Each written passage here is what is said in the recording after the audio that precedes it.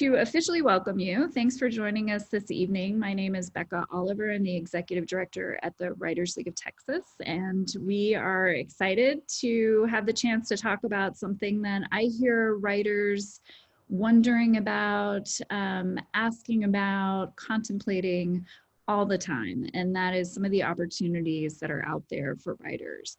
MFA programs, fellowships, and residencies.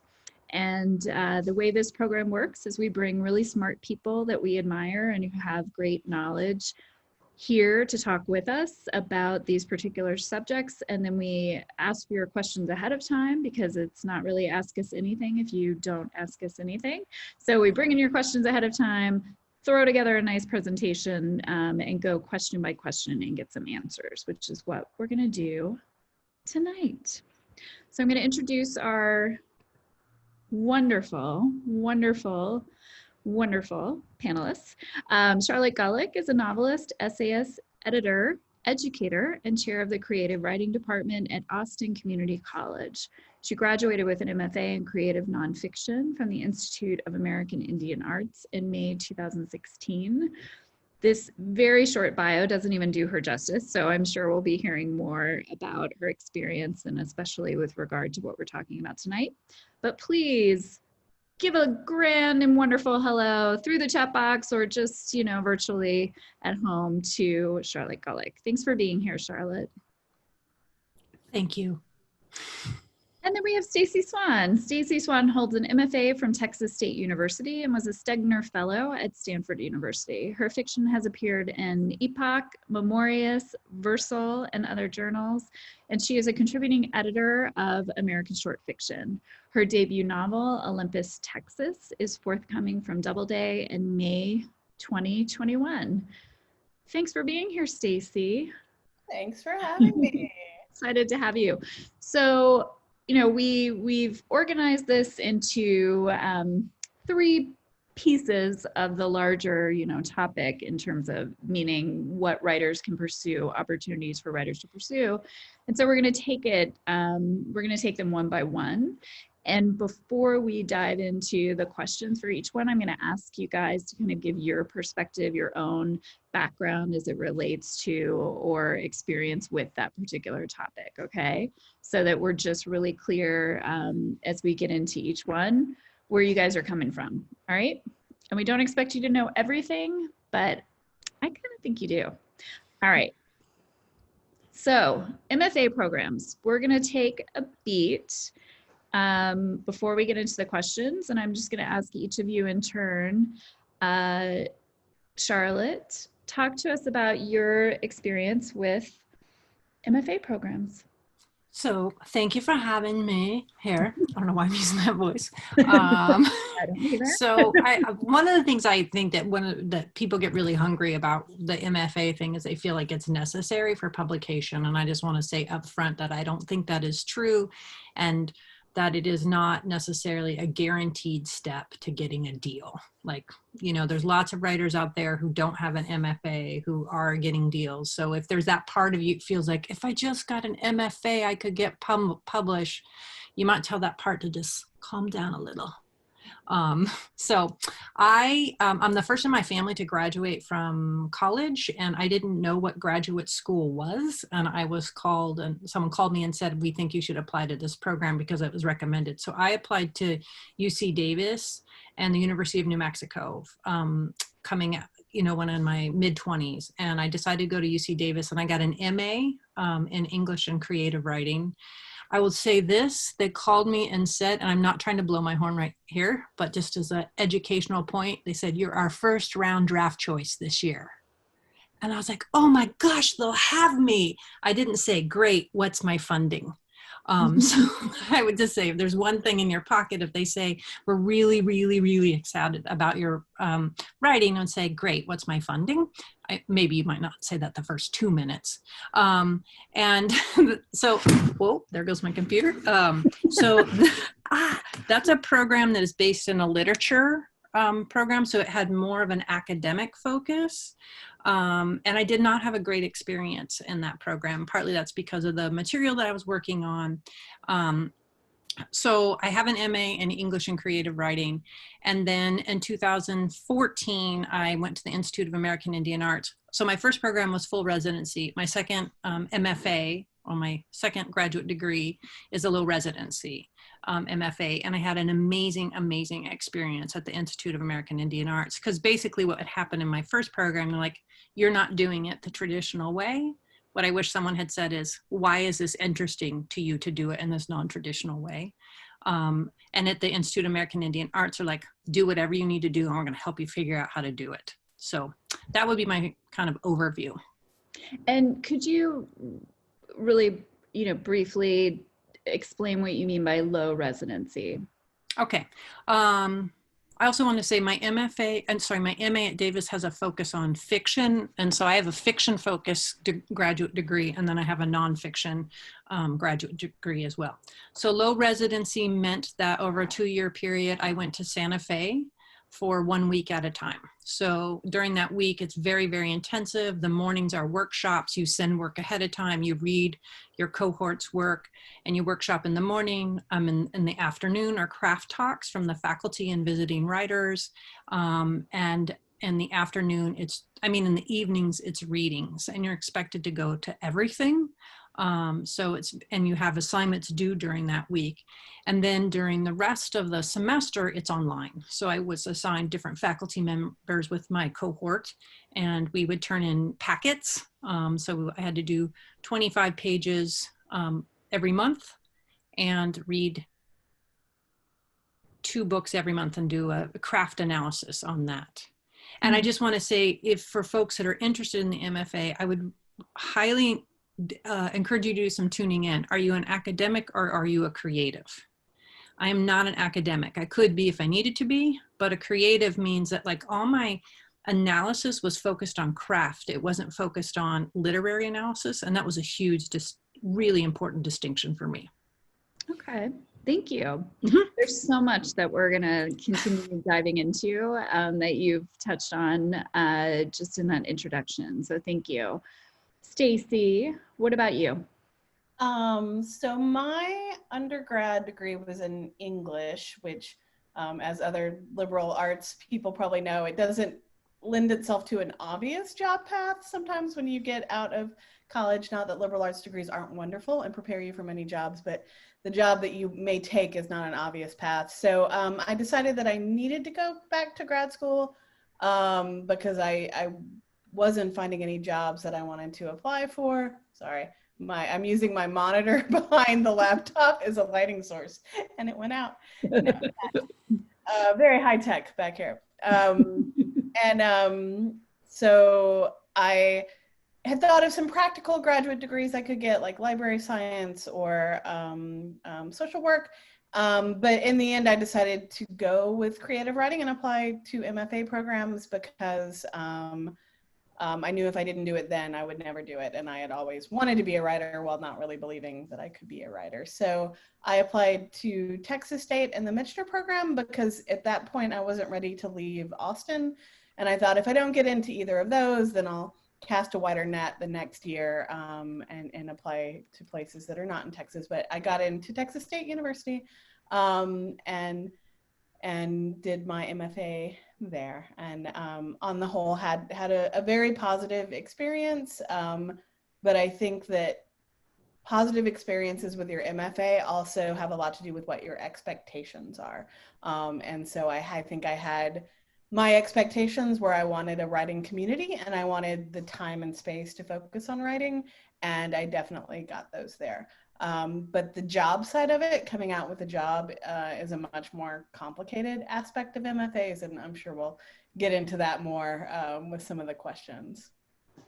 Yes, we will. All right, and we are using the slideshow tonight, guys, because the questions are all on the slides, and so we will be lost without them. So thanks for understanding that that's the way we're doing our presentation.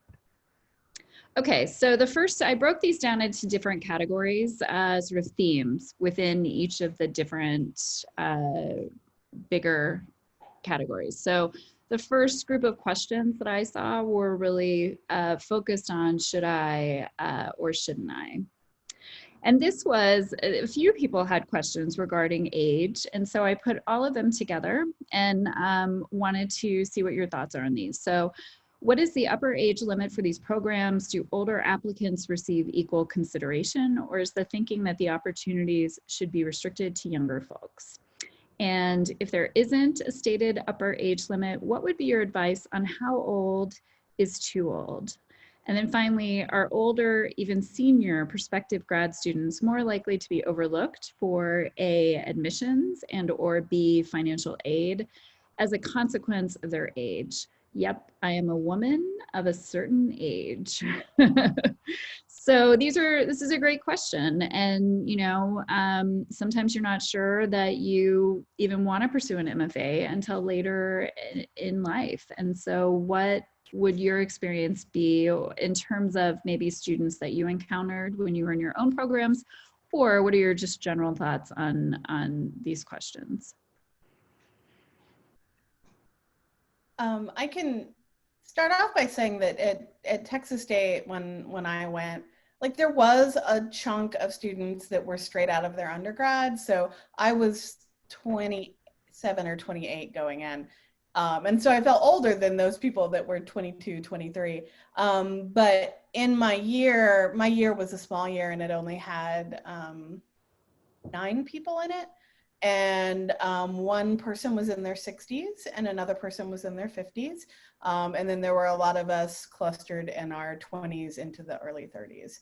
I would assume that it may vary a bit from place to place. There may be some schools that just wind up having a lot more students in their 20s. But I think in general, the main thing that any MFA program looks at when deciding who to accept is the writing sample.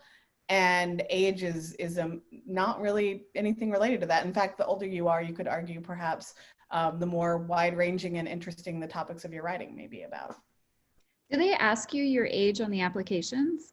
I think you have to fill out that standard stuff like social security number, birth date, whether anybody, and maybe Charlotte would know this, you know, I don't know if anyone looks at that when they're kind of looking at applications.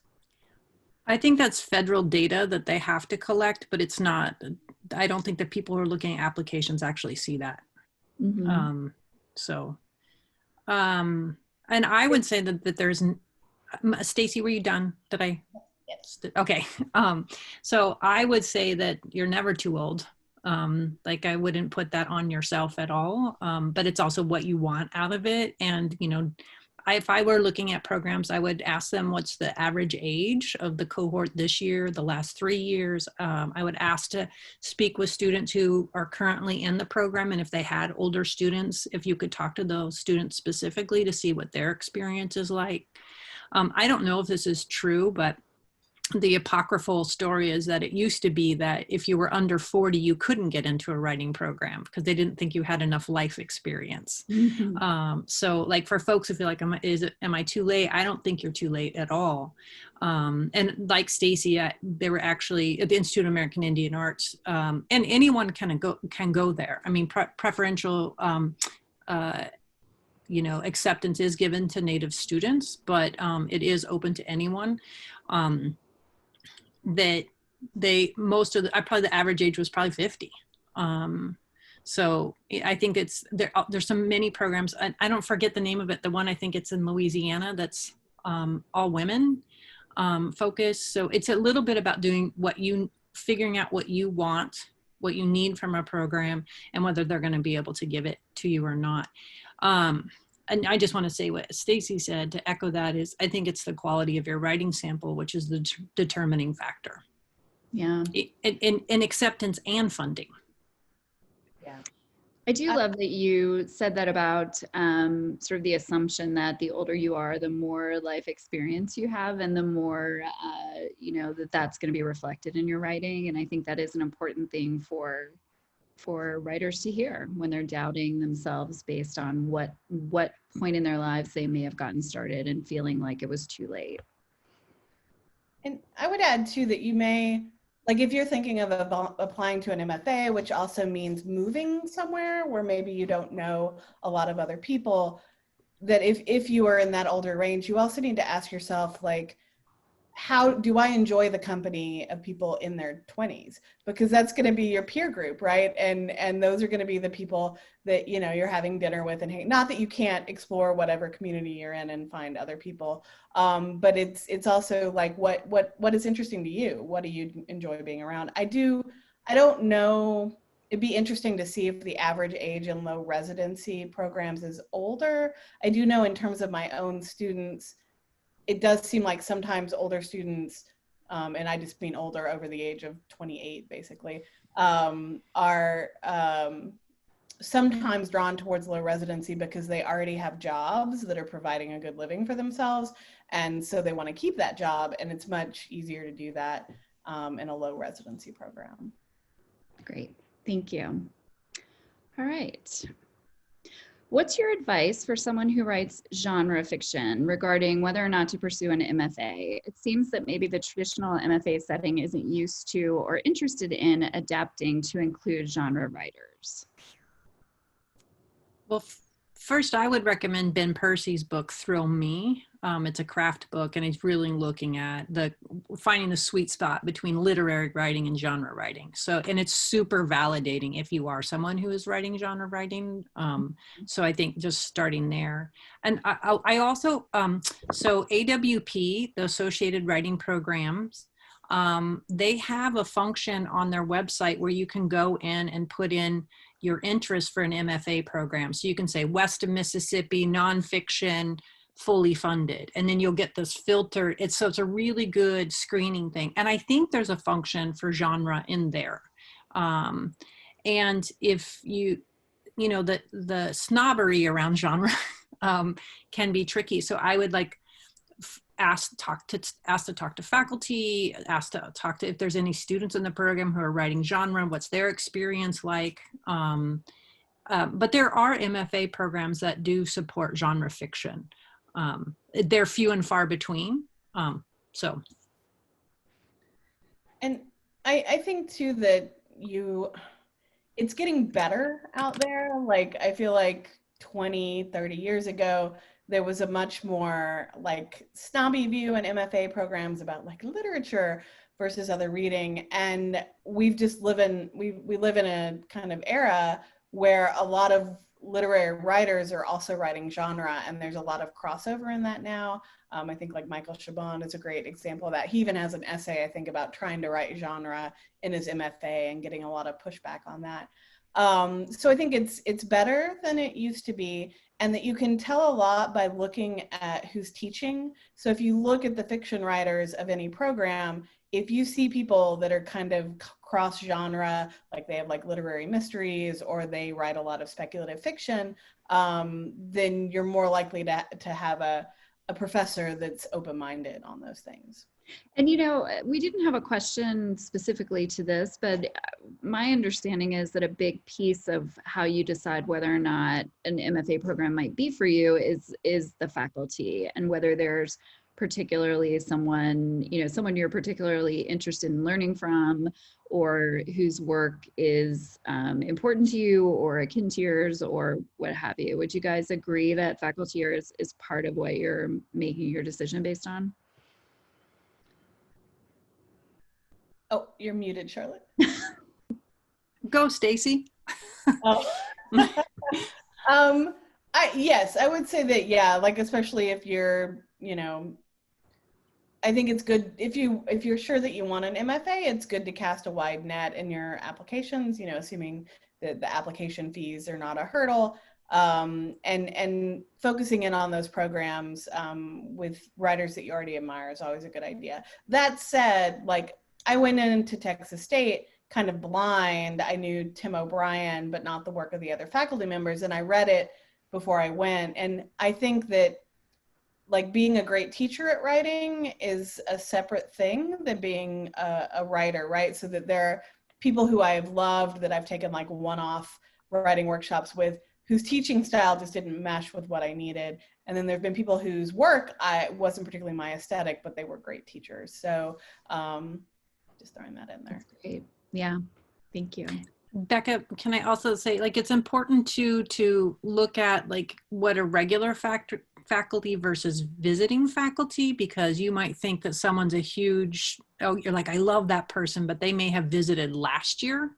So you may not necessarily get to hear the craft talk from that person. And then one student who went to the University of Idaho for an MFA, she was super excited to work with somebody, and that person had a book coming out that year, and so it was on book tour. So like finding out some of that stuff, that's just, there's just so much research that should go into that, the decision. Okay. What are other types of grad or similar avenue alternatives to experience gained other than MFA? Do you guys have any suggestions? You know, I think we put a lot of the conversation and weight on the idea of going to get an MFA, but if you're not going to do that, where are you getting that craft? Where are you getting that knowledge? I mean, in some ways, I feel like the classes that I've been exposed to post MFA through like the Writers League and through the continuing education department of Stanford, which I work for sometimes too, like are of more practical help than my MFA classes. My MFA classes had a much larger theory component. Workshop was much more like, I don't know, abstract in some ways. And so I would say just in terms of experience on a specific craft level, there are so many options out there now, and you can kind of create your own program if there's not a specific program. And so whether it's continuing studies classes at any university, classes you can take at ACC that you can take kind of individually, classes through like Grub Street or the Loft in Minneapolis, like everybody has these online components now. I think you can create your own MFA at a fraction of the cost that's more craft specific than what you might get through an MFA. And Lighthouse Writers in Denver has a program that you can apply to that's much more affordable. And Stacey, do you know much about this? Because a student who took one fiction class at ACC has just been accepted to the Stanford's Continuing Studies Certificate Program in Novel Writing, and she was thrilled about that. Do you know much about it? Yeah, actually, I've taught some classes with that, and it's a really interesting program it's not degree conferring. So you go through 2 years, but you don't get a degree at the end of it, but it's all set up to guide you through the process of writing a novel, whether often it's students' first novels, but not always. I think it works really well in the sense that I have seen so many students go from having just an idea for a book to not just a finished first draft at the end of 2 years, but a revised first draft. And it's a lot of craft stuff too. And again, it's not just in terms of cost wise, it's probably it's more expensive than maybe things like the Lighthouse or the Loft. And it's even slightly more expensive than the Stanford classes that are not within the certificate program. But it is probably cheaper than an MFA option, most places, even state schools. All right, thanks guys. So Charlotte, this might be a great one for you. I'm interested in creative nonfiction. I've been looking at MFA programs, but also publishing and online media master's degrees. I'm mostly interested in writing for online publications and websites, or possibly working in a publishing or literary agency. Would the MFA be the best way to go to open doors for what I'm wanting to do, or would another type of master's degree fit my situation better? Well, I mean, I'm certainly not an expert on this at all. I know, I think I pointed to you from just the first line. I'm interested in creative nonfiction. So I would go, again, point to that associated writing program, that filtering thing. So if someone's trying to find programs that are just focused on nonfiction, that would be looking really good. I don't know if University of Houston at Victoria had a master's of science in editing. I don't know if that's still happening right now. That would be a really interesting program to look at. I don't know, Becka actually might know more about the way to work for a literary agency. Yeah, I would say that to work in publishing or at a literary agency, I wouldn't focus on getting a master's degree for that, because a lot of people just start entry level in publishing and at literary agencies. So whether you get in as an intern or you get in as an assistant, it's not expected that it's expected that you're going to apprentice and you're going to learn the job while doing the job, and you're going to learn from working for and with really great editors and great agents. So I wouldn't worry about that for a master's degree or an MFA for working in publishing or with literary agencies. Certainly it could be a positive thing that they see on your resume, but I don't think it's the reason to do it, or that there aren't doors that can be opened for you without it. Do either of you know anything about the SALT program? The nuclear arms. No, there's a nonfiction focused writing program like in Massachusetts. I'll look for some information because it's another, I think it's a good interim. That might be something that would be really interesting for this particular question. So I'll look for that. And I guess, part of why I thought of you, Charlotte, was the program that you did in creative nonfiction. And for the sorts of things that this person wants to do, would that be a program that you would recommend? Absolutely. And it was a wide range. A lot of people were focused on memoir, but there were people doing essay collections, people focused on the combination of research and memoir. And yeah, it's just, for me, it was such a supportive atmosphere. I feel like I could take any risk and be supported in that. Like I wrote 100 pages in the second person. And Melissa Phoebos was like, page 101, she's like, maybe we want to talk about this. Is this sustainable? But even though they gave me a lot of room to kind of explore. So I would highly recommend the Institute of American Indian Arts for the nonfiction. Awesome. And I would say too that, like, if for those of you that are maybe looking to write online or be a freelance writer or to do the kind of nonfiction writing that overlaps with journalism, I don't know necessarily how much getting an MFA is going to help you get. I think it's the quality of the writing and placing it and then building up your resume that's maybe more important. But anyway, just throwing that out there.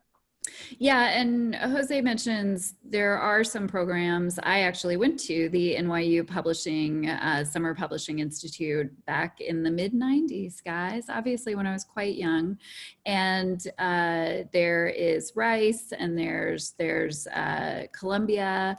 Denver has a publishing program. So if you're interested in working in publishing, there are ways to get, some additional education. But honestly, those programs are less about learning how to work in publishing, and they're more about making connections. So you go to NYU's Publishing Institute, and they're just bringing editors and HR people and publicists and everyone under the sun from different publishing houses in to talk about their jobs. And then at the end of it, you reach out to every one of those people and say, hey, I saw you speak. You're so smart. Can I come in and interview at your company? So for sure, there are those. And if anyone out there ever wants to talk about that sort of experience, I'm always happy to. So we're going to dive into the application process. We have a lot of questions, so we're going to move this along. So the application process, if you were a prospective student looking at MFA programs right now, either on campus, hybrid, or distance, what would be the top 2 or 3 things that you'd want a program to offer? Full funding. Full funding, okay. I don't think I can overstress the importance of, especially on campus, the cost of those can get really exorbitant, especially at these private universities. Like I think Columbia, it's just a staggering amount in tuition. And so many of these programs do offer a lot of funding. And so if you're a person that matters to, if you're not sitting on a giant nest egg of much money, why even bother looking at the places that you don't have an option of getting really good funding or guaranteed teaching, that kind of thing. And so the funding can either be actual funding, scholarships, if you will, and then funding can also be through teaching as you're going. Okay. But not many of the low residencies offer full funding. So that's it's one of the big trade-offs is that people are looking at is, you know, the full residencies, that's where the money is. There are a few low reses that have that. So my answer with the top are two things you'd want a program to offer. I'd want to talk to current students, and there are two questions. Do you feel supported in your writing? And do you feel like you're being helped to build a writer's life? Because I think there are programs out there that don't really look at the whole writing life. I think it's program in North Carolina where you have to, I think that's a 3-year program, and you have to prepare 2 tracks of a life plan. And one is you get the deal, and how are you going to, and then if you don't get the deal. So you actually, it's a holistic approach to the programs. My husband also has an MFA. I'm going to go off track here. I know we're supposed to be moving along. I would talk to current students and ask, what's the quality of your life as a student? And, you know, is there a lot of drama? And what my husband was told, don't sleep with anybody in your cohort and you'll have a way better experience, you know, and that came from faculty. And I think that's probably pretty good. So. Okay. So ask some questions of the students and find out, you know, And whether you be sleeping with each other. Yes. One thing I'd add too is to look at what the degree components are made up of. That it seems like some MFA programs require more straight lit classes than others. So like at Texas State, I had to take quite a few just straight lit classes with other just English MA students that required a lot of papers and that sort of thing. So I think there's a wide range on that, and think about what you like to do. Do you really love writing, you know, English papers, to think about, you know, like literature from the 1800s, like those kind of things, and match that up with what the degree requirements are. And does that kind of go back to what you were talking about, Charlotte, in terms of the craft versus academic? Mm-hmm. Yeah. Okay. So I think we've been kind of answering this question about what are some important aspects to consider. And this sort of builds on the last question as well. Is there anything else that, you know, when you're thinking about an MFA program that you want to consider? I think it's really important for students of color to ask some questions about what that experience is like, because a lot of this MFA spaces are white dominated. And I have friends who were told they needed to write more Black or more Native, not at the Institute of American Indian Arts. So I think if you're a person of color, I would want to talk to other students who might have a slightly similar experience, because people bring a lot of expectations of who folks should be on the page. And I think that's deeply frustrating to be told that. And I have experienced that basically around class. So I think that is another important consideration. Great. Thank you. I'm looking for schools that offer a 100% online MFA in creative nonfiction. So far, I've only found one in Denver, Colorado, and was curious if anyone knows of a few more. So I guess, you know, Charlotte has made one recommendation. It sounds like going to the AWP website is a great way to search out specifically creative nonfiction programs. Any other resources that you would suggest for finding MFA programs? I know, Stacey, you gave us a great link to a website that we'll share at the end, but it seems like doing your research ahead of time is really the way you're going to do it.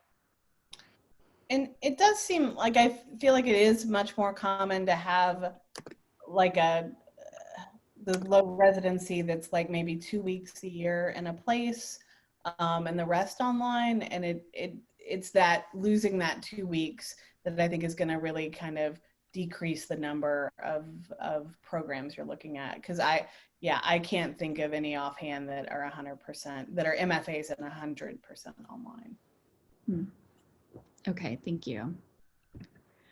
Generally speaking, what do MFA programs expect to see in terms of publications before you apply? Do you need to have been published? I had not been published going into my MFA. I feel like the majority of my classmates hadn't been published. And again, I think it goes back to it's really the writing sample more than a list of publications that matter. So I don't think you need to think I should get published before I apply. But I don't know, Charlotte. I don't think you need to have been published at all, unless you're looking at like Michigan or Iowa. I think because those are probably the two most competitive in the country, and that's a lot about funding. But it's the quality of the writing sample, and I think letters of rec and the letter of intention or your statement of interest, like those three things. But it's the writing sample that really makes the difference. It can't hurt to have publications, but I certainly don't think it is a requirement. Yeah. Should I prepare for the GMAT or GRE or a different test? Is there any sort of expectation that you've passed some kind of test before you go for your MFA? Some places make you take the GRE because it's kind of a standard across the entire university for graduate schools. I don't know. I would be very surprised if I heard that your GRE score impacted whether you got in or not to an MFA program. I think they want you to take it because they have to check that box for the liberal arts college above them, but I don't think it matters. I think I took the GRE and I don't like to do badly on tests, so I bought like one test prep book and worked through it over a couple days. But I don't even think I needed to do that. What was your score? I'm just kidding. I did really well on the part that's like the LSAT part. That's Me like too. apparently we both should have been lawyers. Where it's like a moment and you think, should I go to law school? Am I wasting this amazing talent I obviously have? And then you realize that there's probably more to law school than just doing really well on logic questions. All right. So can I answer that? It seems like the GRE is going the way of the dodo. I think even Michigan is taking it out. But here's Charlotte's like loose data on this. If it requires the GRE, it's much more academic and focused than creative and focus. And the only thing I can think, to Stacey's point, I think in those schools that require the GRE score might affect your level of funding. Oh, interesting. I did not know that. So all I know was based off when I asked at Texas State, I think I asked before I took the test, does it matter? Why am I having to take the GRE? Does the score matter? They told me, we don't care. It's just that the larger college as a whole requires it. But that's interesting to think about how it could have an academic component to it. Mm-hmm. And I'm assuming when you say it impacts it, it's because you're saying that people with higher scores on the GRE might get preference in terms of amount of funding. Mm-hmm. Okay. Because they probably have like a kind of rubric of scoring, and whoever with the highest score gets the funding, and one component of that scoring is going to be your GRE score. And for me, that's a school I don't want to go to. Because they're making their decisions on a rubric like that. So for me, that's like, no.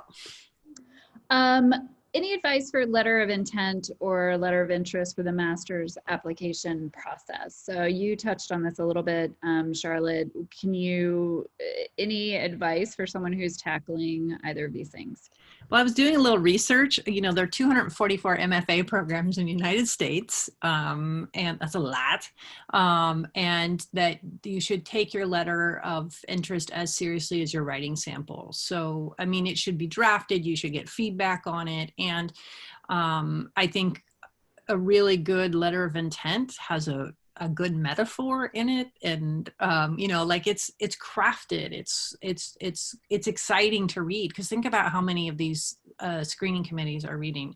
The other thing I would say is if you have workshopped, I think people want to know if you play well with others, and like what's your contribution to the student body, not just what you're going to get from it, because it seems like a lot of letters are like, you're going to help me be a better writer. And I think the give back is a really important component of like, I love helping other people find the strengths in their work.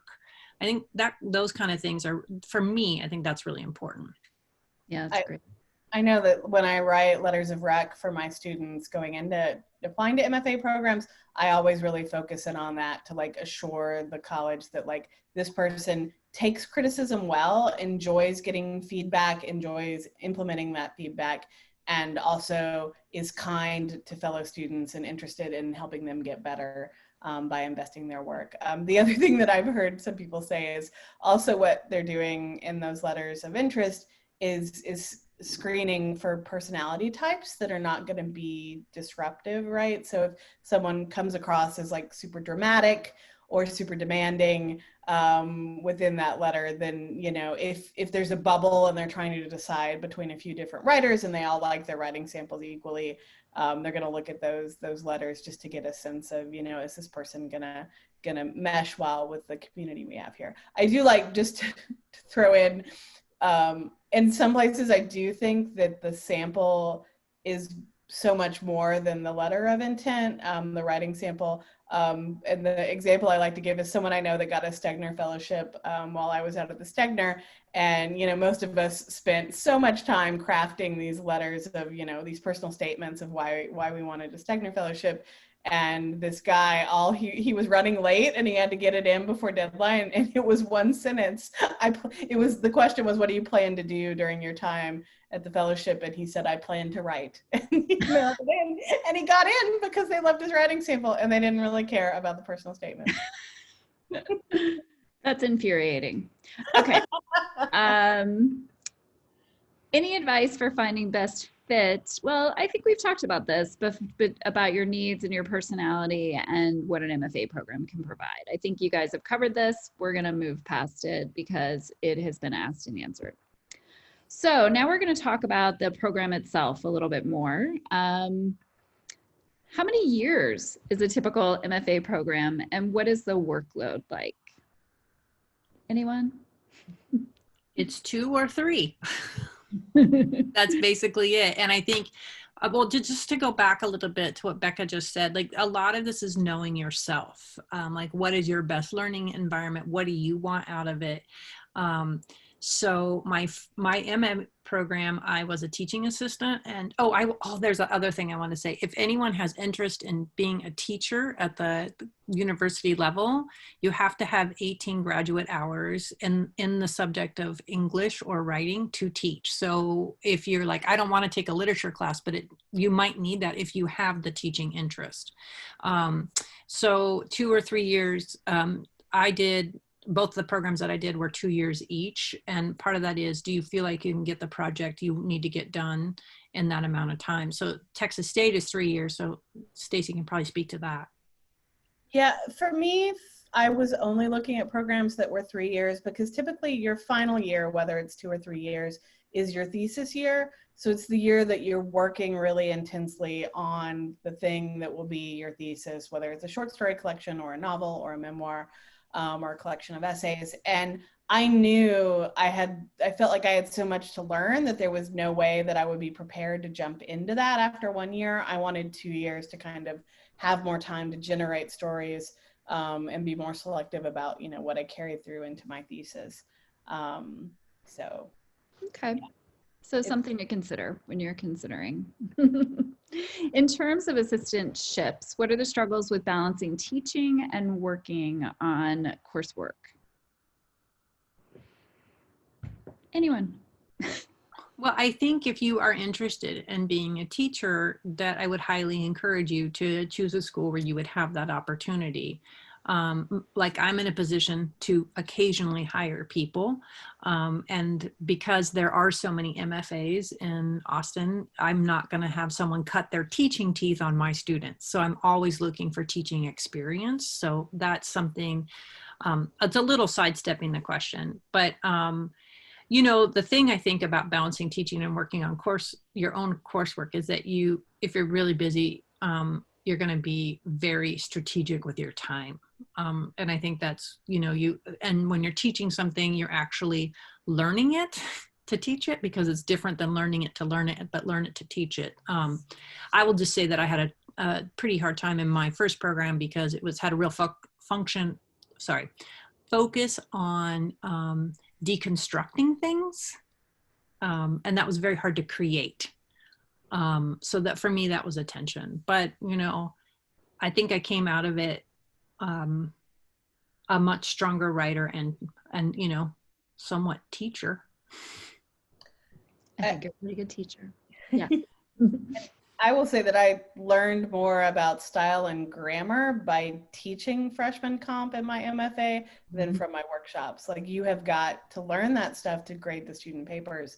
And so I found that immensely helpful. And I think if you're, you know, as Charlotte kind of mentioned, if you're thinking about teaching later, if that's one of your goals, like, you really, it's a great way to get that experience to make sure it's right for you. Because I have a lot of friends that thought they wanted to be teachers, but then once they experienced it, they actually found other things more rewarding than that. So before you invest all that time, it's good to know. I found I split my time pretty equally between my teaching and my coursework when I was teaching 2 classes per semester. So how does combating writer's block play into MFA programs? Is it a struggle? Do you get writer's block in an MFA program? I think one of the great things is that about programs is that they have deadlines and you're not allowed to miss them. Like, you're not allowed to not turn in a story when it's up for workshop. So you're not allowed to have writer's block. You just have to turn in something that you're not very proud of, you know? And I think that's a good thing. It's forbidden. Writer's block is forbidden. How much time do you actually spend writing in an MFA program? Well, I would say that it's up to you. You can skate, but if you're there because you want to write and you are either funded, you should feel guilty. Or if you're not funded, you should feel guilty because like you want to get the most of the experience. One of my things is I think the true writer is the one who leaves the party first. You know, like they doesn't go to the party in the first place. Well, I think you do need community, so it's balancing that. But you know, it's like the judicious use of your time. And I certainly did hit some blocks when I was writing, but the deadline made me push through. So I would say, I don't know, 50% of the time I was writing. Mm-hmm. And I had several conversations over the course of my MFA of, you know, like you get in, you have your first workshop, you kind of size up the competition and, you know, like how good you think your fellow classmates are just in terms of your own aesthetic, of course. And what we really saw over the course of 3 years is the people that were the amazing writers at the end of the 3rd year, it had nothing to do with how talented you thought they were when you first encountered their work. It was how much time they were spent writing a week.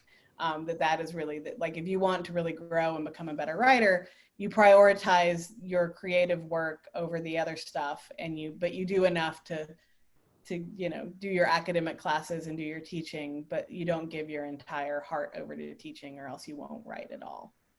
I love it. Thank you. Is there a lot of competition between writers at an MFA program? Hell yeah. Tell us more, Charlotte.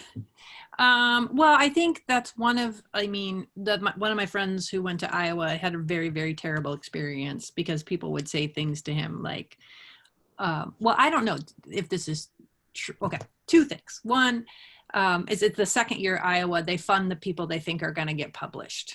So that just seems like it creates a really icky atmosphere. And my friend who went was fully funded both years, but people would say things that were pretty racist to him around that. But I think at the Institute of American Indian Arts, there was competition, but it wasn't like the air you breathe. It was more like a sip of water you might take every now and then. It wasn't like we're here to like get each other's throats. But I do think there's a lot of competition in general. Writers are right, like we're a little competitive, I think, or maybe I also think sometimes it's like we all need such validation, and the need for validation drives the sense of competition more than anything else. But I've heard the same thing about Iowa, that because very few people are funded the 1st year, there's a lot more funding the 2nd year. In the 1st year, people aren't looking to make their classmates better, because then you're just taking away money from yourself, right? So it breeds this environment that isn't necessarily about making everyone improve around their own work. And I think we know our own, I think some people thrive off of competition, And I think some people it's toxic. And I think for writers, it's more often toxic than not, although there are some writers that thrive off of competition. And that the reason I had such a good experience in both my MFA and the Stegner was because it was not competitive, because everybody wanted everyone to get better. So it's also a good thing to talk. If you talk to class people, if you're interested in a program and you talk to them, you can get a good sense of how competitive it is. Yeah, that's a great point, because so much of what you're going to learn about your writing is going to come from fellow students who spend the time in workshop giving you feedback. And so if you're in a room with people who feel that their best interest is not to help your writing improve, that's a real bummer. All right, well, that's helpful to think about. If you could go back and give yourself one piece of advice ahead of your first day at your MFA program, what would it be? Ask for money? No, that's for my MA, but for my MFA, I think because I was working in memoir, it would just be like, trust the process. Like, you know, to write a book length project, it's kind of a certain, it's alchemy, and you come out the other side. So, you know, trust process. And I think this also gets to the competition point, is we need people. The myth that writers do it alone is another toxic aspect of the writing life. And so be as kind to the people in your program as you want them to be as kind to you. Nice. Yeah, I mean, I don't think I understood before my MFA just how important that community was, and that so many of the people that I went to my MFA with are still my readers today, you know, almost 20 years later. You know, and so, yeah, I think maybe I would have thought it was like frivolous to focus that much on the community initially, and when that was kind of the most important thing. I also just want to say, before we leave that MFA topic behind, is that in terms of teaching, like, it's kind of bleak in certain ways out there, not to be a downer, but that it used to be, you would think, like, if I get a terminal degree, which means like either a PhD and things that offer them all, or an MFA, it used to be, that would get you a job, a tenure track job at a university. And that just doesn't happen anymore. It's very hard to get a tenure track job. Typically in creative writing, you have to have now a couple books out, although sometimes one book will be enough. And adjuncting is, I think, a really toxic system that takes advantage of people. And I spent a lot of my years adjuncting, and I loved the teaching itself, but you will get no benefits and you will not get the payment that your work deserves. And so I always just hesitate, if you want to teach at the college level, some schools are even now preferring PhDs in creative writing other than MFAs. And so just to keep all those things in mind and to have some conversations with people, because it's just, the university system right now is not it's a hard place to work within if you're not already in it. So that does bring us to return on investment. And this is one of the questions that we got. I played with this question a little bit, but can a return on investment case be built for paying full price, no scholarships for an MFA program? What do earnings look like for the first 10 years versus money spent? I can easily see the short and long-term value regarding cohort building, learning craft, etc., but I could see concerns regarding accrued debt versus average earnings of next decade, given publishing revenues and teaching fees and quality of typical life. What's the return on investment? I think what complicates this question is what you would be earning outside, you know, like what you earn in a typical year in the career path you have now or might pursue otherwise. Like, because I made my money back that I spent on Texas State within 10 years, because Texas State was a state school. It wasn't particularly expensive. I got loans, but I was able to pay those loans back within 10 years. But I was making, my first year of adjuncting out of my MFA, I made 24 grand for the year. And so if you are living a life that you're used to making 40 grand, like, how are you going to calculate that, right? Are you subtracting the 20 grand difference, in which case you won't make that money back, right? But I don't know, I'm going off in the weeds there. Bring us back, Charlotte. Well, I was looking at this thing today about the MFA programs, and the person with the tenure track job is in creative writing. I think the average is like 58. So, like if someone is in this for the money, this is probably not your game. That's, I mean, just to be super blunt about it is, and if the unicorn of the great big deal is pretty rare. So I think it's really important to be honest with yourself. And what do earnings look like for the first 10 years versus money spent? For me, it was totally negative. Except for when I've got to go to I've been to 2 residencies. One of them paid me $1,000 to go. And then I won a Colorado Council on the Arts Fellowship, and it was $4,000. And that was 4 years after the end of my MA program. I'm still paying student loans for that first program.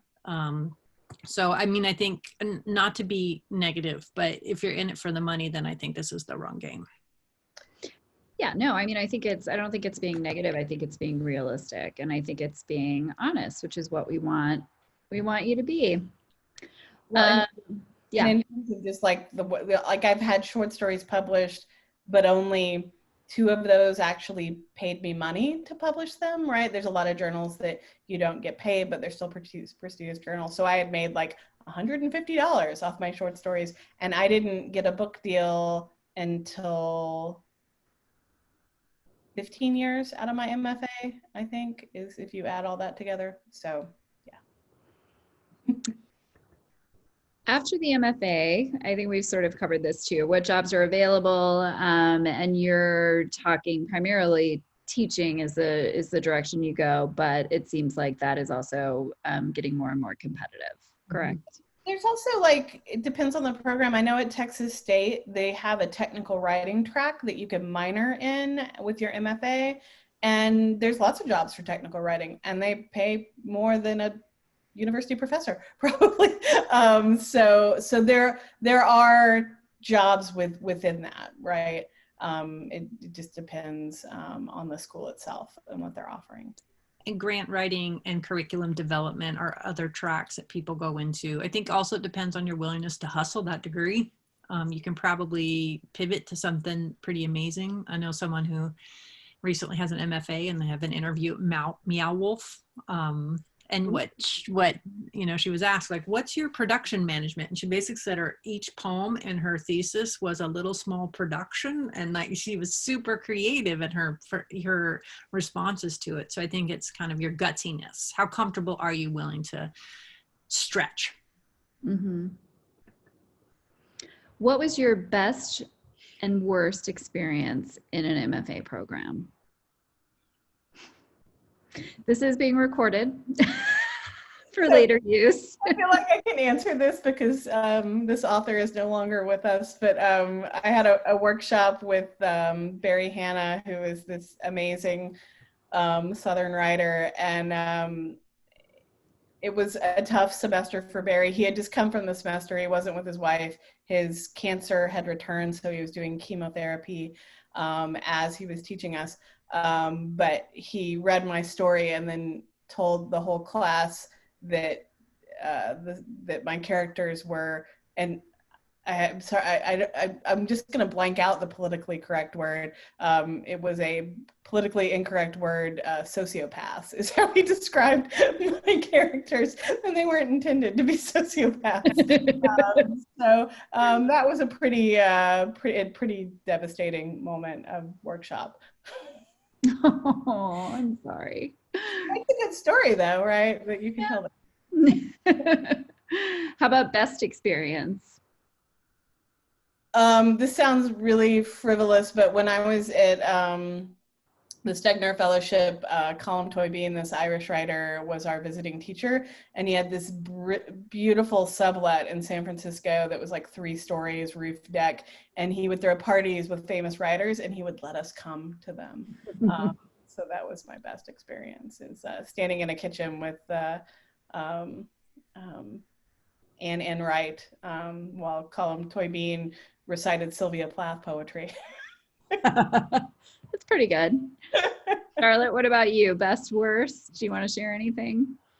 Well, in my first MFA program, I was working on a scene that was based on a family moment. And, I was pretty young. And so it was like very real to me. And it's a pretty harsh scene around poverty. And the class said that they didn't believe it and that we didn't have those kind of people in the United States. It was, in my, retroactive response was like, you all need to get out more. But I don't believe the workshop leader did it at the time, is that I wish she had guided us to say, it's not working on the page yet. Like when you're fictionalizing your own experiences. And I think that's I was pretty young in that program. And, like for those who feel like I'm too old, like I needed perspective on those things in order to craft them. So just not being believed in my own kind of like raw, like this is my life, and needing to focus on craft versus the lived experience. That was pretty crappy. How about a best experience? Probably like Stacey said, like the friendships that I have that, super, super deep, going to help people when their babies are born, like that the friendships that I formed there are, those people are pillars in my life. Nobody recited Sylvia Plath to me at a party. Kind of uncomfortable, honestly, but yeah. Really never too late. You're still young, my friend. Once the pandemic is over, I can have a party in which we only recite Sylvia Plath to each other all night. It feels a little icky. Everyone's invited. Everyone in the chat box is invited. What are some crafts lessons or anything else you didn't learn from an MFA that you picked up in another type of class or program or experience? I guess what I'm wondering is, in what areas do MFA programs fall short? Novel structure, at least in my own experience. Like MFA and the Stegner, they just acted like, oh, just keep writing and the novel of your structure will suddenly solidify and make sense and have accurate, good pacing. And I learned, everything I learned about structuring a novel is from craft books and classes I took outside of my MFA. Amanda Air Ward has said that she has an MFA and she learned about 3-act structure from a Writers League of Texas class. So we're very proud of that. Charlotte, what about you? Ditto. Yeah. Novel structure, plot seemed pretty weak. And I think I've already mentioned it too, but I think that there are a lot of, to use Stacey's word, toxic misconceptions about what it means to be a writer, and to have to unlearn those that wasn't really talked about in my first MFA program. But like the Institute of American Indian Arts is an alcohol-free campus, which I think is fantastic, because I think a lot of people marry alcohol and writing, and that's not very sustainable. So just kind of like how to be a human. That's how my MFA program fell short. All right. Luckily, you managed to learn that elsewhere because you're a great human. All right. So we're going to talk about how the world today maybe factors into some of these questions about MFAs. How is COVID affecting these programs? And I know this is hard to answer because obviously every program is different, but do you guys get a sense of how what's happening in the world right now is impacting MFAs, fellowships, residencies, any of these things? I would assume that the MFAs are dependent on how the university itself is tackling it, and there is such a wide range of that right now. I feel like the last I heard, the graduate program at Texas State University was doing all online for the fall. I know someone who has gone to Iowa this year, and I know she's in Iowa. And I hear stories about Iowa's high infection rate. So I almost wonder if maybe those classes are going on in person. I don't know. Yeah. I would say the same thing, except for just a funny thing. I have a friend who's teaching at Harvard. It's undergrad, but in the syllabus, it says everyone has to be in a chair and wear a shirt because so many students were in bed. And then they on camera. Yes, absolutely. Oh my gosh. Wow. Most of the residencies are not going to restart until COVID. I mean, the ones that have group components, like you're all in the same house or you're all eating dinner together, I think those have been canceled until. Yeah, it seems the residencies have been really changed, right? Is it true that online MFA degrees are not as revered as traditional MFA degrees or programs? Is that perception changing now that people are attending classes online and working remotely?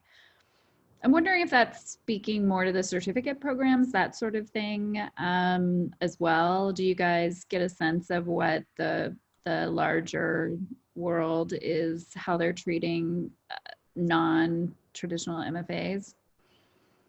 It may also depend on like who the they is, right? Like I think in terms of like when you're submitting to publications and submitting, trying to get an agent, I think there's less distinction now between low residency and in-person MFAs. I think there's a lot of low residency programs that have wonderful reputations. If it's teaching jobs, I'm not sure if there's still that snobbery. If it's left somewhere, right, it would probably be left within academia itself. Yeah. I do think that there is some elitism. Drew tells me I say it wrong, around it, but I do think that has changed. I used to recommend people, like, if you're going to go with a low res, go with one that's been around for a while, because I think they're more well known. But then I went to a program when I was in its second class, at the Institute of American Indian Arts. Mm-hmm. I think in the terms of teaching, the online MFA, because you don't have the opportunity to teach in most of them, it is a little bit probably ranked a little bit lower in that sense. Just because you have an MFA doesn't mean you know how to teach. Right. I was in an MFA program for a year before I had to relocate. They did not offer online classes or would not consider having me complete my degree remotely. I looked into programs near me, but none of them accepted transfer credits. Is this typical? If so, why is that? I thought this was an interesting question. So yeah, can you transfer out of one MFA program into another?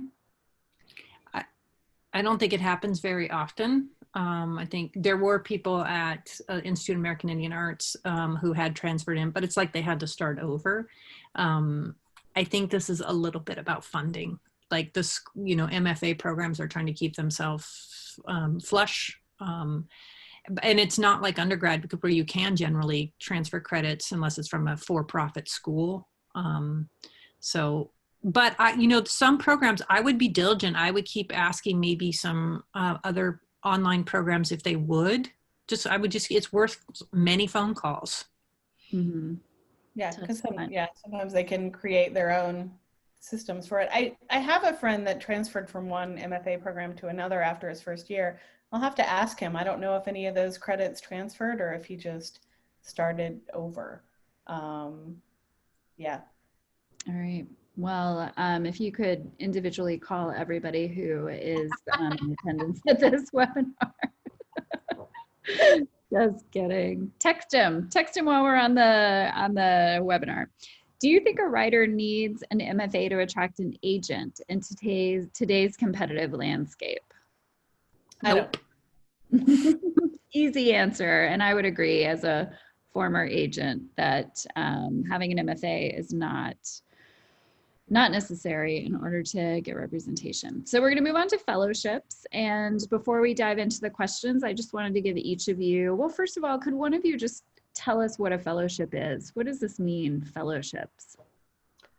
I would say typically writing fellowships are things that people get often post their MFA, but the fellowship that I had, the Stegner Fellowship, does not require any sort of college degree in any way. So it was not like a post-grad fellowship necessarily. And they give you time and space to write. And some of them are just kind of money. Some of them have workshop components like the Stegner did. Some of them have teaching components. So you get a fellowship at a university and you teach classes there while they give you money and you work on your writing. What am I missing, Charlotte? Well, I know that I've gotten a Christopher Isherwood Fellowship and a Colorado Council on the Arts Fellowship, and that was just money. Oh, yeah. Yeah. you know, and they weren't insignificant for me at the time. So $4,000 each. That was a nice little application. And I think I saw this other places. I wasn't necessarily a published writer for those either. It was the quality of the writing sample. All right. So at what point in a writer's career is it best to pursue a fellowship? Yeah, again, probably depends on the type of fellowship, right? If they're money based, any time is a good time to pursue a fellowship. And yeah, and it depends on, are you moving somewhere from it, right? Like to go on the fellowship.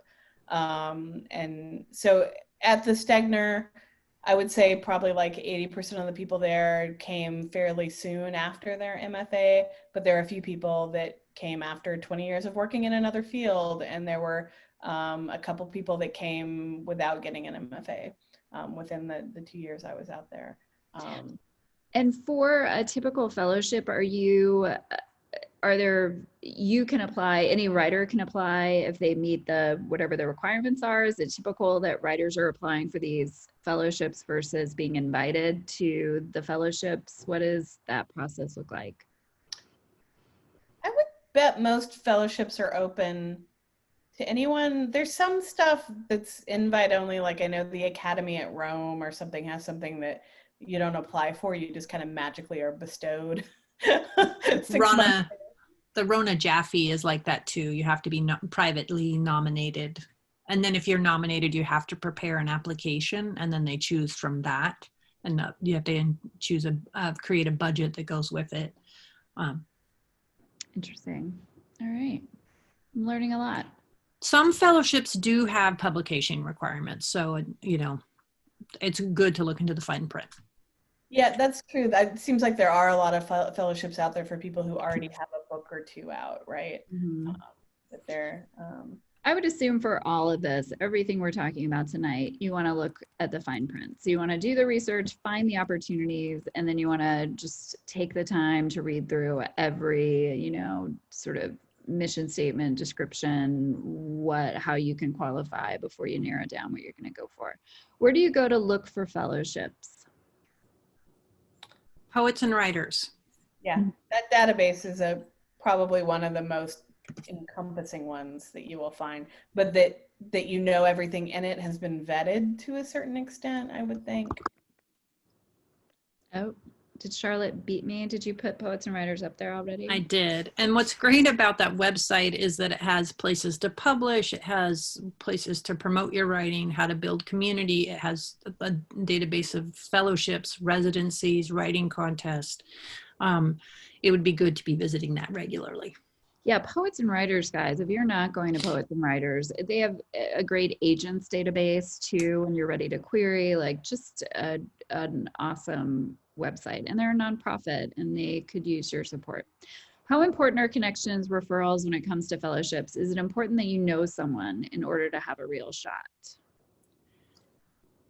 I would bet that really varies widely on the fellowship. Like I know at Stanford, it was 98% your writing sample. Other things didn't really matter, but I'm sure there are some, right, that it doesn't hurt if you have some highfalutin friend. Like a Guggenheim, you have to be nominated by a previous Guggenheim winner.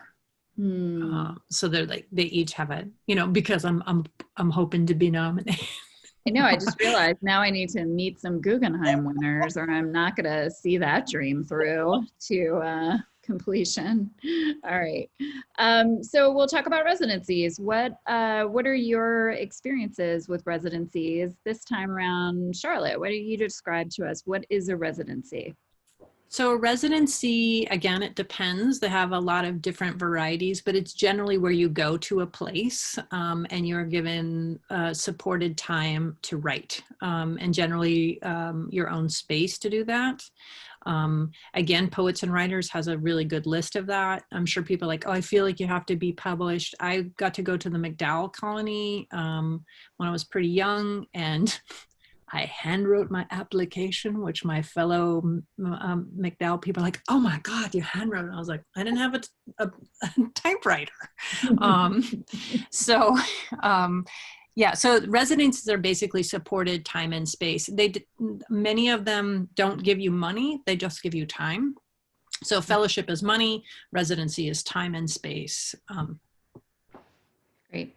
It's So, oh, go ahead.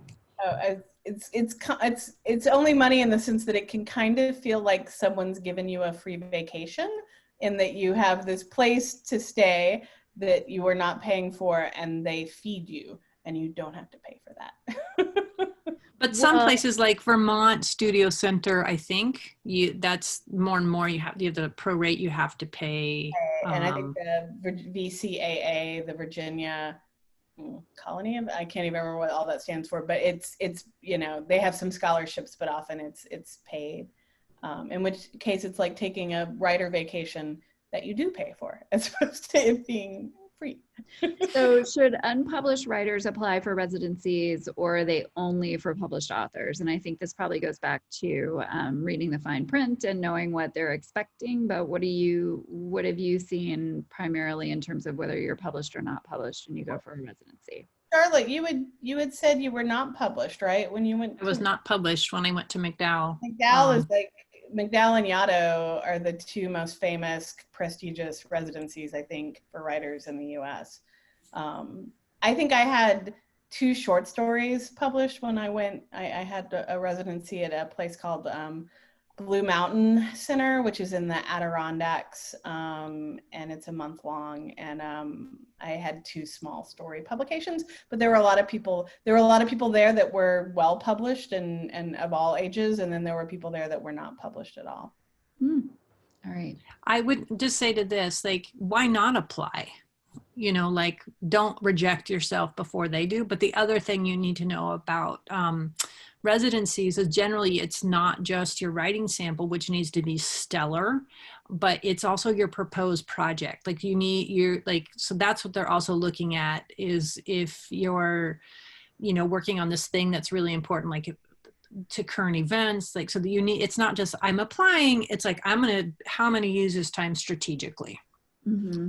And it is, they want to understand what it is exactly. Like, it's not just time to write, it's time to write something very specific usually, right?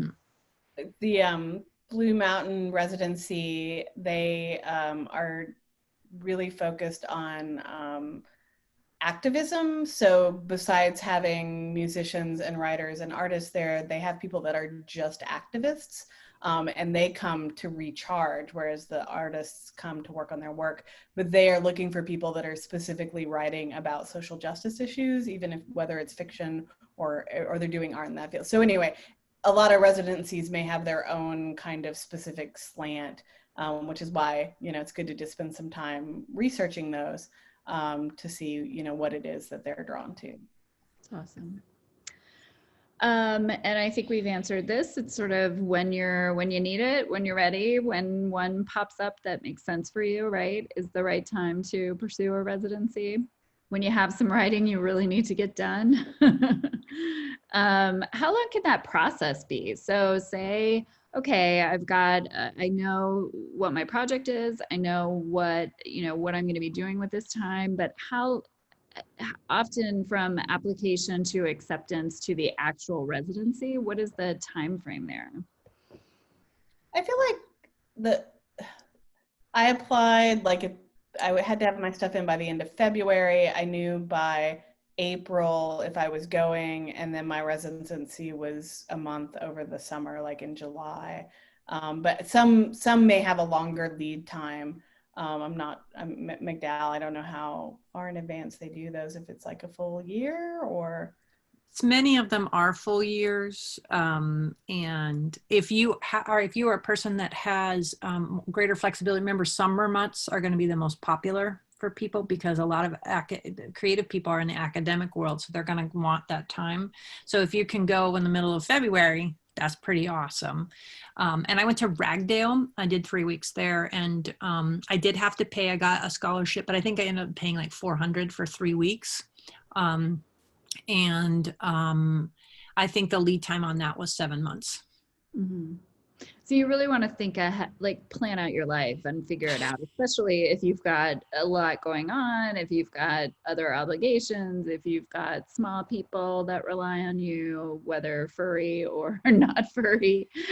And sadly, I have looked, but the residencies that allow you to bring your pets are like almost non-existent. And so I haven't applied for anything in a long time because my dog's too neurotic to leave with someone for a minute. Because you're supposed to be having Stacey time, not Stacey and Dottie time. I just revealed your dog's name to everyone listening.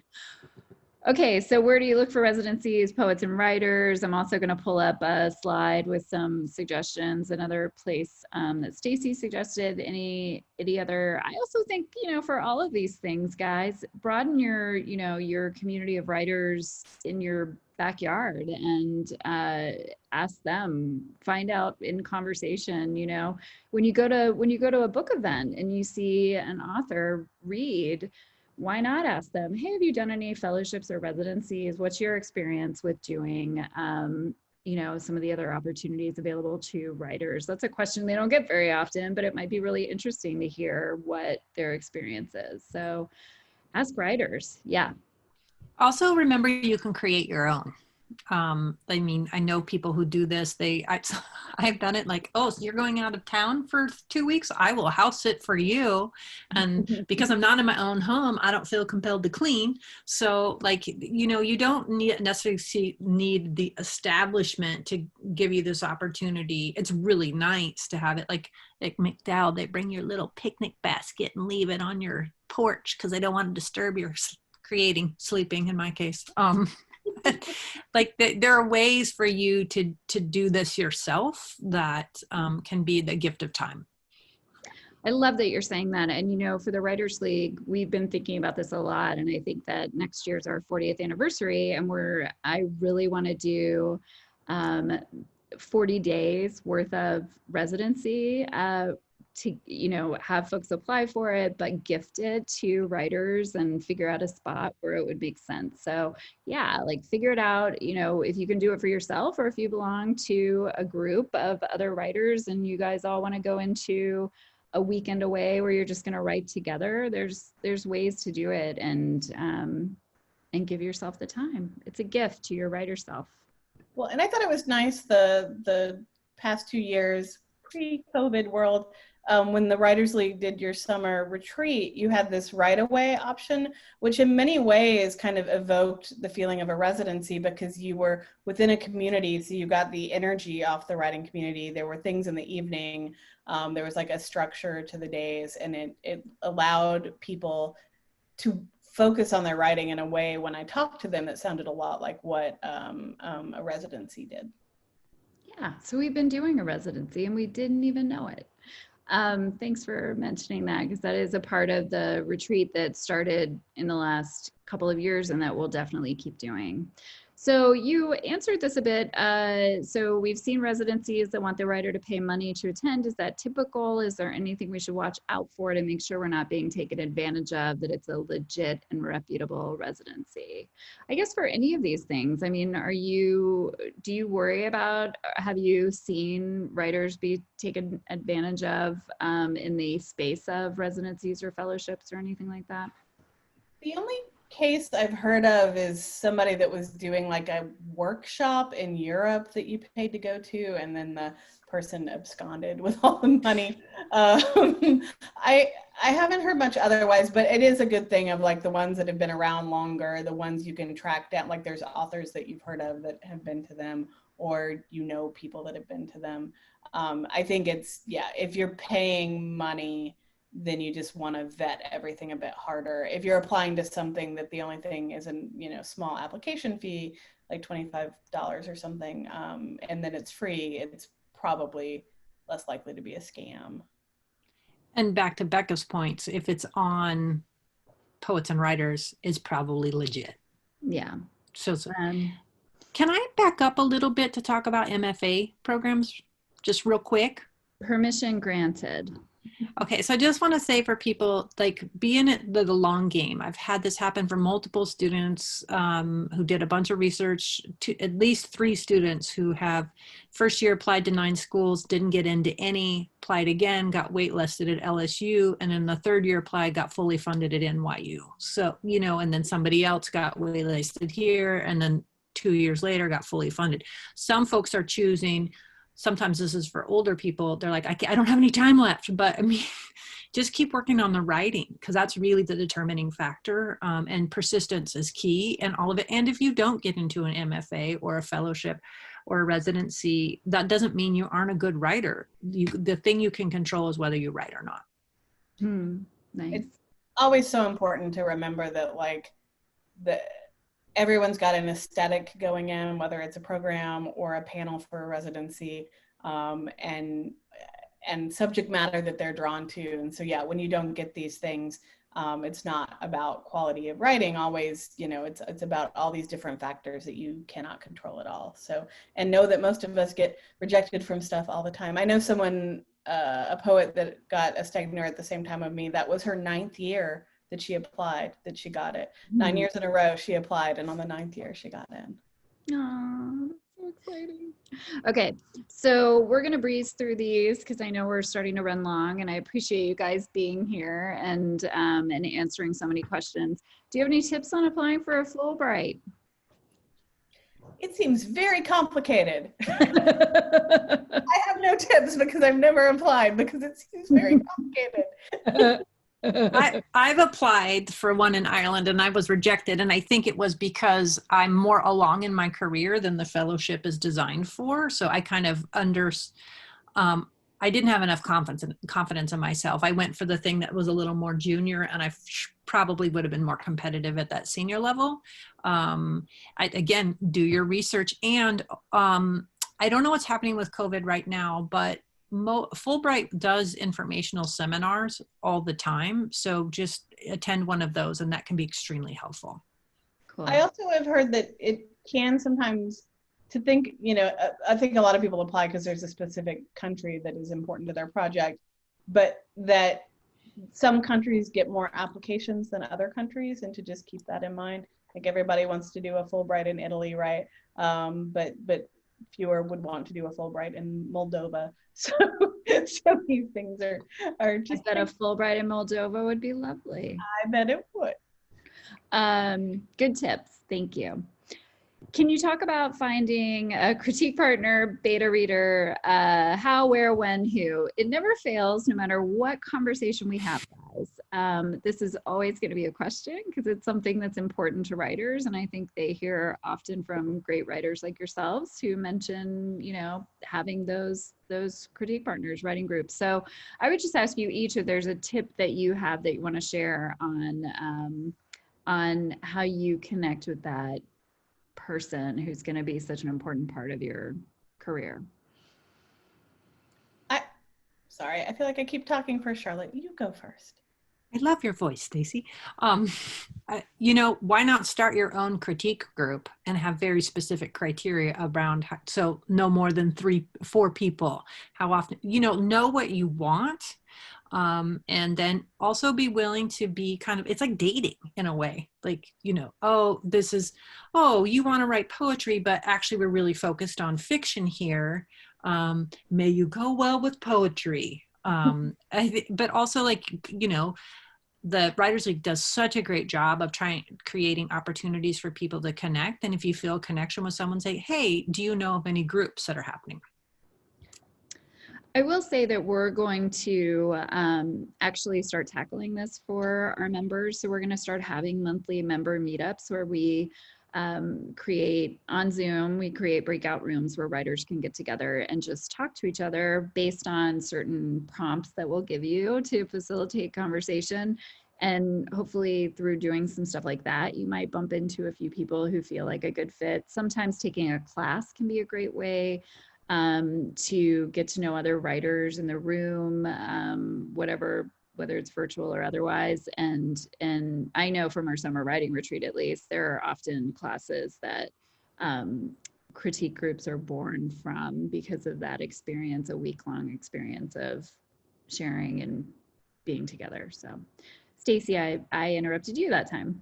Oh, no. I mean, I do think that, like, if you're looking, the easiest way to find a fit is to take a class, whether it's a one-day class or a longer class, whether it's in person or online, where you're workshopping other people's work. And then there's inevitably going to be a few people in that class whose work you are most drawn to, it's work that you really admire. And those are the people that you should ask to be your critique partners, because it means that you have a similar aesthetic. If you love their work, they're much more likely to be in tune with your work.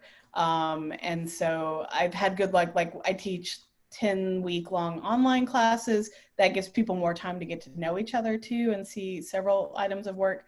So sometimes those longer classes can help in finding critique partners that you can then take with you for, 10, 20 years after that. So next, writing memoirs is my ultimate goal. Any advice on how to find a mentor would be much appreciated. I think you should take a memoir class with me at ACC. Or the one that you're teaching for the Writers League. Oh yeah, so that's in October, and that's on, sorry, wearing many hats. Yeah, so developing characters and memoir is the class that I'm teaching for the Writers League in October. But the question is, like, how do you find a mentor? The class isn't necessarily going to give you that, but it will be a good first step. And I think when you're looking for a memoir mentor, the other thing is look for mentor texts. What are the memoirs that you really admire, and how do they teach you to write your own work? So I think take a class and then start to look for those textbooks, the texts that you really admire. I think this is my own personality type speaking. I think in the flesh mentors are overrated. I have gotten so much more support and help and improvement in my work through my peers. I think that mentor-student relationship, if you have a good one with a great mentor, of course it's a wonderful thing, but looking for peers that you support as much as they support you, I think, is sometimes healthier relationships. That's great. And then finally, Stacey also sent ahead of time a few resources. So you mentioned, who is Erica Dreyfus and why is she trying to help all of us find what we need? I have known of Erica Dreyfus for like 15 years now, because I knew her name. She had submitted to American Short Fiction when I was editor there. And I remember reading her work there, and I've seen her work published elsewhere. And then one of my students clued me in that she has this great website where she kind of aggregates resources for other people. So yeah, she's a writer, and she has this great site. Erica Dreyfus, and I stopped the share so that everyone would be able to see faces finally. But the Erica Dreyfus, what is how do I, you know what, actually, that's a great question, Lane. We'll, to anyone who is registered for the event, we'll send you an email with those resources and any other resources that we mentioned tonight. So you'll get, yes, you will get the list. Another blog is MFA Day Job. It talks a lot about the realities of what it's like to use an MFA in the world and to pursue an MFA while you have a day job. Love it. So guys, this has been really informative and has been a conversation that I've been really wanting to have for so long, because I think that there's a lot of mystery around all of these things, and it's great to hear smart writers like yourselves talk about it. Jose is so kindly offering to share his Google Notes. So yeah, I'll reach out to you, Jose, and we'll make sure that we get them to everybody. Or if you want to share your information, I can share that with folks too. But that's really kind of you. Thank you. But I think this has been such a, eye-opening conversation with a lot of tips and information. And I just appreciate you guys so much for being here and for doing it. And I don't know, is there anything that you want to tell everybody that you're working on or that you're excited about before we say good night? Any just shameless self-promotion that you'd like to do? Charlotte, you want to talk about ACC and what you guys offer? Well, I will say quite a few students do take classes with us to get their MFA portfolios ready. So they're workshopping their stories, they're doing that. And they're also taking classes to get letters of recommendation, which we didn't talk about. You generally need 3. And so sometimes that can be hard. But I've had students write letters of recommendation for each other because a person didn't have a third, and they talked about how well they workshop. So ACC has some great classes. And I have an essay coming out in the best of brevity, 20 years of great flash nonfiction, out in November. That's awesome. Thank you. Cool. If you want to listen to me babble on some more, but about dialogue instead of about MFA programs and residencies, sign up for my dialogue class with the Writers League, which we will have I'm excited, it'll have a workshop component, which is something I haven't been able to do in a bit. And so I am looking forward to that. And I love to talk about dialogue. So it will be fun. Well, and that'll be, I think, really a great opportunity for writers to get to know each other a little better than they typically do in the 3-hour class where you're mostly listening and maybe there's not so much interaction. And so that was the idea Sam had when she put that package together, and I'm excited to be able to offer it. And I will just say that Stacey also has a novel publishing in May of next year, which feels like it's a million years from now, but it's going to be here before we know it. Yes, it's exciting. There's like lots of little, now all the like weird production stuff is happening. So I get more frequent little emails from my editor about this and that. So that's fun. Gonna be cool. All right, ladies. Well, thank you so much for doing this. Thank you guys for sticking around and being here for this event. And it was recorded, so it will be on our YouTube channel pretty soon, I would imagine. And we'll also follow up with some of the resources that we know you're itching to get your hands on. So thank you, Stacey. Thank you, Charlotte. I hope you have a great rest of your week. And we're just, we're so appreciative for your time and your smarts. Thank you, Becca. Yes, thank you, Becca, for having us. And thanks to everybody who asked such great questions and came to listen to us. Cool. All right. Have a good night, guys. Take care. Bye. Bye, Charlotte. Bye-bye. Bye.